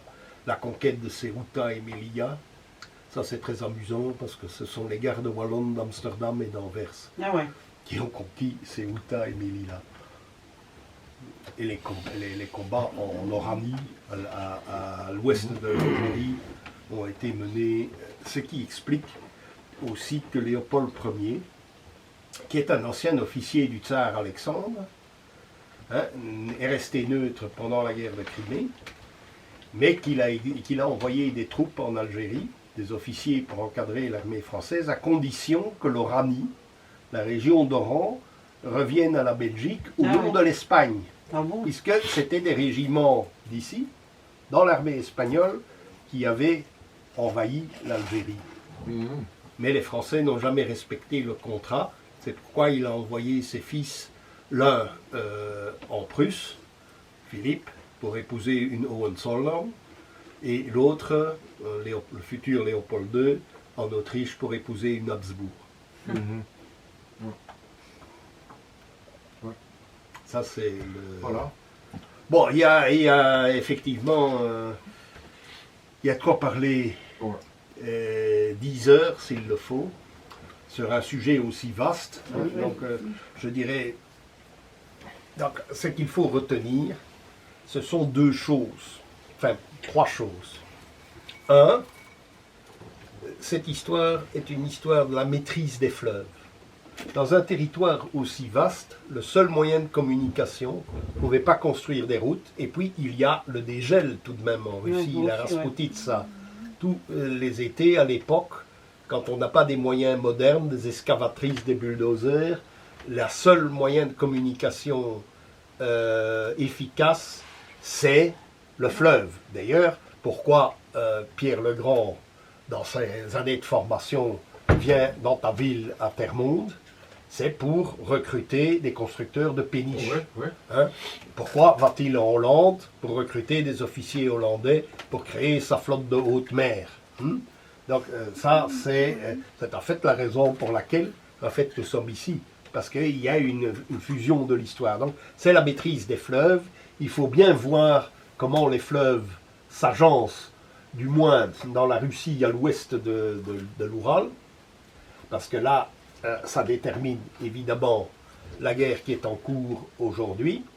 Alors, deuxièmement, l'histoire de la Russie, c'est la conquête des terres et des glacis.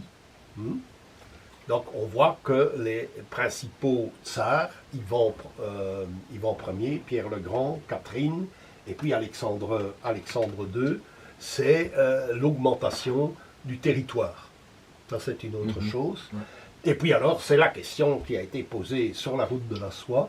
Ce sont des pôles de civilisation, et donc il faut une connectivité. Donc la notion de multipolarité et de connectivité, qui sont très utilisées par nos amis russes, que je traduis donc tous les jours, puisque tous les jours il faut traduire toute une équipe qui est vraiment dans le monde entier. Mais pour les Russes, il y a Alexandre Douguin et il y a Léonid Savine qui parlent de tout ça de manière extrêmement précise. Donc voilà les trois histoires. Et je voulais dire quand même une seule chose, c'est que la notion de relier l'Europe à la Chine par ce qu'on appelait à l'époque la Moscovie, puisque ce que j'ai oublié de dire, parce que c'est une trop longue histoire, c'est que pour restituer la connectivité entre la Baltique et la mer Noire, qui depuis les Visigoths, les Varègues, etc., il y a eu à un certain moment concurrence entre d'une part la Lituanie et la Moscovie, et puis c'est devenu la Pologne-Lituanie, et donc la Pologne, ce qui est aussi je dirais, un souvenir historique qui fait qu'il y a conflit et qui explique le rôle de la Pologne dans la guerre actuelle, évidemment. Et un certain nationalisme ukrainien qui se réclame plutôt de la Pologne-Lituanie que de la Moscovie. Mais quoi qu'il en soit, ils pourraient faire ça ensemble plutôt que de s'entretuer. Bien, alors ça c'est une chose, mais c'est Leibniz. Leibniz, le mathématicien, diplomate, philosophe, qui voit l'Allemagne complètement ruinée par les guerres de Louis XIV. La guerre de 30 ans, d'abord les guerres de Louis XIV, où tout est incendié, dont l'université d'Heidelberg notamment, et de Tübingen. Toutes les universités sont incendiées, il n'y a plus personne, et il y a des centaines et des centaines d'intellectuels qui sont au chômage et qui crèvent de faim en Allemagne. Alors, Leibniz va correspondre avec Pierre le Grand, il va dire, mais, si vous en avez besoin, prenez-les. Ah oui. Et alors, Leibniz se dit, voilà ce qu'il faut faire. Il y a deux pôles, l'Europe et la Chine. Vous êtes au milieu et vous devez servir de pont, donc de connectivité. Et ça, c'est ce qui est en train de se faire. Et Poutine a compris qu'il fallait faire comme une connectivité avec l'Inde et l'Iran aussi. Donc, c'est le plan de Leibniz. Et c'est un plan qui date de la fin du XVIIe siècle. Et l'occidentalisme, c'est ce qui va torpiller ce plan à tout moment, sans cesse. Ça fait maintenant il y a plus de 300 ans que ça dure. Et pour ça, en Russie, il y avait la discussion. Il y avait? Est-ce que l'Europe est un ami ou pas? Oui, l'Europe, qu'est-ce que c'est l'Europe? Ah oui. Mais c'est le cap de l'Asie. Hein. Oui, d'accord, mais qu'est-ce que c'est l'Europe? Est-ce que c'est l'Occident français et anglais? Ou est-ce que c'est le reste? Est-ce que c'est l'Italie, par exemple? L'Italie n'a pas de conflit jamais eu de conflit avec la Russie. Oui, mais il y a les pays libéraux. Oui, ça c'est l'Occident. Oui, ils sont tous les pays de l'Union européenne. Ils sont tous maintenant, libéraux. Oui, maintenant, oui. Oui, mais enfin, dans quel pays y a-t-il une opposition qui dit non, on ne veut pas de cette politique? Seulement en Allemagne, en Autriche, en Suisse et en Hongrie. Oui, pourquoi? L'AfD et Die Linke aussi, du moins l'aspect de la frange qui va rejoindre Sarah Wagenknecht. Donc en Allemagne, on ne va pas dire à un Allemand qu'il est un occidental. Non.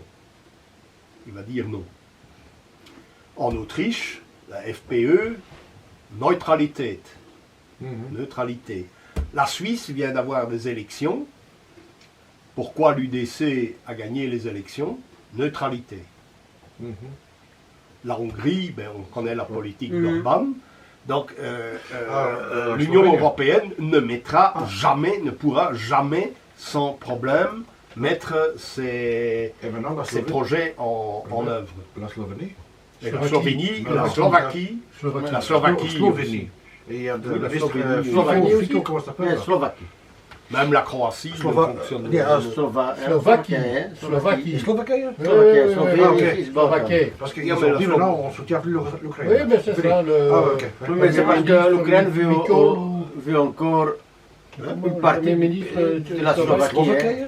Ja, Slovénie. Ja, Slovenië. De Slovénie is Ljubljana. Ja, ja, dat is ex-Jugoslavië. Ja. Ja, maar die ook. Die willen- Die ook, ja. Ja, ja, maar ja, Kroaten is ook heel voorzichtig. Hè, dus Nee, la Croatie ne marchera pas dans cette combine. La Grèce non plus ne marchera pas dans cette combine. Une autre question. La Bulgarie ne Voilà. marchera pas dans cette Maintenant, combine. j'ai une question concernant ton discours ici. Est-ce que Pierre le Grand était le premier tsar ou empereur russe qui a compris l'importance des fleuves ou avant aussi, à ton avis? Non, il y a eu, en fait, le premier mémorandum, j'ai parlé d'Olivier Brunel, j'aurais dû parler d'un Autrichien qui était diplomate de Charles Quint, von Sigismund von Herberstein. Ouais. Sigismund von Herberstein s'est rendu à Moscou déjà à l'époque, et il a dit, oui, bon, ben, il faut reconquérir la mer Noire, ce qui était une idée aussi des ducs de Bourgogne. Donc, oui, ils ont même envoyé une expédition. La dans mer Blanche. La mer Noire. Noir. Oui. Ça, c'est- Oui. Charles Oui, pour le le Téméraire avait envoyé une expédition dans la mer Noire. Mais, donc, Sigismund von Herberstein et d'autres qui vont lui succéder vont dresser un atlas des fleuves et des rivières de Russie, qui est d'une précision inimaginable pour l'époque, Quelle année? dans le XVIe siècle, du temps d'Ivan. Donc, j'ai retrouvé par un écrivain autrichien, j'ai retrouvé une étude sur Herberstein, donc je vais la lire, je ne l'ai pas encore relue. J'ai simplement utilisé, c'est vrai que j'aurais dû la porter, mais ici, il n'y a personne qui lit l'allemand, c'est qu'il y a une journaliste, avant les événements d'Ukraine, une journaliste du Stern en Hambourg, qui s'appelle Katia Gloger. Katia Gloger a expliqué toute la dynamique de l'histoire germano-russe, et elle cite évidemment von Herberstein, et elle cite aussi ce dont je n'ai pas parlé, et qui serait passionnant, qui est une histoire passionnante. Et comme je le dis, je n'ai pas inventé ça, et c'est pas parce que j'ai été dans tel ou tel groupe politique, ou proche de tel ou tel groupe politique. Non, j'ai fait ça à 15 ans, c'était mon élocution en 3e année d'humanité. C'était la 4e à l'époque, maintenant ce serait la 3e. C'était la conquête l'exploration de l'Arctique par Bering. Bering est un Danois au service du tsar. Il y a d'autres savants allemands qui participent, qui vont découvrir l'Alaska. Bering va mourir bouffé par la vermine, c'est écrit comme ça, tel quel. Durch Ungeziefer gefressen. Donc ça signifie bouffé par la vermine. Mais les autres vont revenir avec tout le travail scientifique de Bering et le détroit de Bering entre l'Alaska et la Sibérie. Elle lui doit son nom. Donc il y a toute cette épopée qui est formidable et qui va déboucher même dans le Pacifique. Il faut savoir que les îles Hawaï étaient russes, mais ils n'ont jamais exploité. Si, les baleiniers allaient là, ils n'ont jamais exploité. Et puis alors les baleiniers américains sont arrivés et ils ont tout simplement supplanté. Elle n'était pas russe, mais ils y allaient souvent pour le commerce. Mais il y a comment il s'appelait l'amiral qui a fait ça? Krusenstern. Oui. Krusenstern. Alors il y a encore pour ceux qui veulent lire un beau livre du fils du gouverneur de Californie, du gouverneur russe de Californie du Nord, avec la fille du gouverneur de la Californie espagnole, de la Californie du Sud. Et ils vont se marier, ça a été une histoire formidable. Et puis il dit à sa femme, je vais t'amener à Moscou, et comme ça tu verras toute la cour du tsar, etc. Et la pauvre fille arrive à Moscou, mais elle ne supporte pas le climat, et elle meurt à Moscou. Et il ne sera jamais consolé. Il y a un très beau livre sur cette histoire, une histoire dans la frontière entre la Russie et l'Espagne, évidemment, mais en Amérique. Il y a eu une histoire, mais c'est courant, parce que un jour je veux aller à Alter, donc la petite ville où est né mon grand-père, et je veux voir l'église où il a été baptisé. Cette église n'existe plus, parce qu'elle a été bombardée par les Américains pendant la Première Guerre mondiale, donc elle a brûlé. Oui. Les Allemands avaient installé évidemment un poste d'observation et ils ont tiré dessus. En 14-18, l'église a brûlé, elle n'existe plus. Mais on a sorti les pierres tombales, on les a collées sur le mur de la nouvelle église. Et on voit, évidemment, on est en pleine Flandre, Sigy, monsieur de Machin, j'ai oublié le nom, commandant des gardes wallonnes à Valence, en Espagne, qui a ramené son épouse espagnole. Alors, tu vois, comme Anna Maria de quelque chose, mais elle est morte de froid à Alter. Ouais. Et toute la Jeanne la Folle qui arrive ici pour épouser Philippe le Beau de Bourgogne, le fils de Marie de Bourgogne, eh bien, la moitié de la suite de cette reine était enterrée quelque part à Anvers, ils sont morts de froid. Oui, mais ce n'est pas seulement ça, mais nos amis espagnols, ils s'habillent toujours comme en Espagne. Alors... Oui, mais c'est aussi que Charles Quint, il a déménagé vers l'Espagne. Oui, parce qu'il était vieux comme moi aujourd'hui, et alors il avait des rhumatismes. Oui. Non, mais c'était le moindre minimum. Oui, il a déménagé en Espagne, il reste des traces. Donc il s'est installé dans un petit monastère, très éloigné de tout, parce qu'il ne voulait plus rien entendre. Et il a quand même décidé de prendre son brasseur avec lui. Donc on lui fabriquait de la bière de bien de chez nous, qu'il buvait allègrement et qui était bonne pour la digestion. On a retrouvé, il y a quelques années, nee, dat is Juste, de naam van de klooster. Donc ça a le nom du monastère, la Juste, et on peut l'acheter en Espagne maintenant, elle est dans tous les supermarchés, on a retrouvé la formule. Et c'est une bière agréable, légère, agréable, ambrée. Elle n'est ni blonde ni brune, elle est ambrée. Et ça vaut la peine d'essayer. Donc ça avait été oublié et ça a été reconstitué. Bon, il a des statues partout en Espagne, bien sûr, notamment à Grenade, à Tolède aussi. À Grenade, il a fondé l'université. Et là, il y a une plaque pour dire qu'elle a été fondée. Et puis, il y a son palais à l'Alhambra, à Grenade. Donc, il y a le palais musulman qui est quand même finalement très décadent. Avec ses petites fontaines. On sait que le dernier sultan a lâché prise parce qu'il était efféminé et très peu guerrier, petit garçon délicat. Et il a dû donner les clés. Ce qui fait que Grenade et le sud de l'Andalousie ont été conquises par les rois catholiques.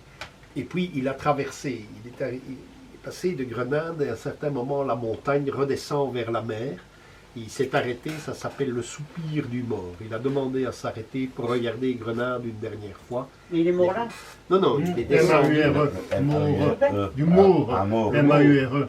El Morro. Et alors, il est descendu jusqu'à Motril, le roi Baudouin avait sa... Et là, ils l'ont embarqué au Maroc, et quand sa mère l'a vu arriver, elle l'a fait étrangler parce que c'était non, oui, il avait lâché l'Andalousie, et puis elle disait, bon ben, comme il était homosexuel, il ne pouvait pas avoir d'enfant, et dans la tradition berbère, c'est interdit. Hein. Il faut savoir que tout garçon berbère a la puberté encore maintenant. Ça fait toute une polémique en Italie, parce qu'ils avaient sorti le serment du berbère. Et le serment du berbère, il doit passer devant sa mère, baisser sa culotte, et juré qu'il utilisera son membre pour accroître la race berbère. Allez. Et alors ça a été considéré comme raciste, mais on a dit non, c'est le texte. Et bon, ils ont gagné leur procès, et c'est le serment du berbère. Donc il faut que... c'est un espèce de serment. Voilà. Robert, merci beaucoup. C'était... Tu peux faire ça autant de temps que tu veux. En flamand, on dit een dikke boterham, hein, une grosse tartine. Pas de chocolat, Non, mais non, avec je du l'ai caviar. oui. Oui. Amoindri. Parce que sinon, ici, tu as 17 pages, donc ça Oui. veut dire... Mais ça veut dire grosso modo 10 heures de cours. moi, je suis pas, en théorie, moi, je suis pas contre. Hein. Voilà. Je remercie tous les gens qui ont apporté des choses ici. Qui encore? Oui, surtout. Hein. Voilà. Et pour le reste, je peux vous dire, apprenez à lire. Et il y a une phrase de Robert qui m'a dit il y a 20 ans, et que je retiens toujours. Les gens doivent apprendre à lire des cartes. À lire des cartes Ah et ouais. bien maîtriser un atlas. Parce que moi, quand j'étais jeune et beau, mais naïf, moi je sais encore. Non, plus. Oui. Ouais, mais je sais pas. Non, je sais encore. Moi, c'est dans les. Oh merde, c'est quand? Les années 80, laissons dire. 80 ou 78. À l'école, à Avec Molenbeek. 15 ans, J'étais à Molenbeek. Et on Avec devait 15 ans. acheter. Ouais, mais- Tout le monde devait acheter un atlas. Oui. Et je Moi, sais j'ai que. encore mon atlas. Au moment que la voiture coûtait 200 000 francs, l'atlas coûtait 600 francs, ça veut dire. Non, Moi, je- 350. Non, moi je me rappelle encore. Ah mais oui, non, moi c'est avant, c'est juste. Ah ouais. C'est 10 ans avant. Mais voilà, Oui, oui. 600 francs, il y a des élèves qui disaient c'est trop cher. Mais c'est cher. Et là, le prof il disait mais quoi c'est cher? Vous allez acheter pour 200 000 francs une voiture et 600 francs pour un atlas.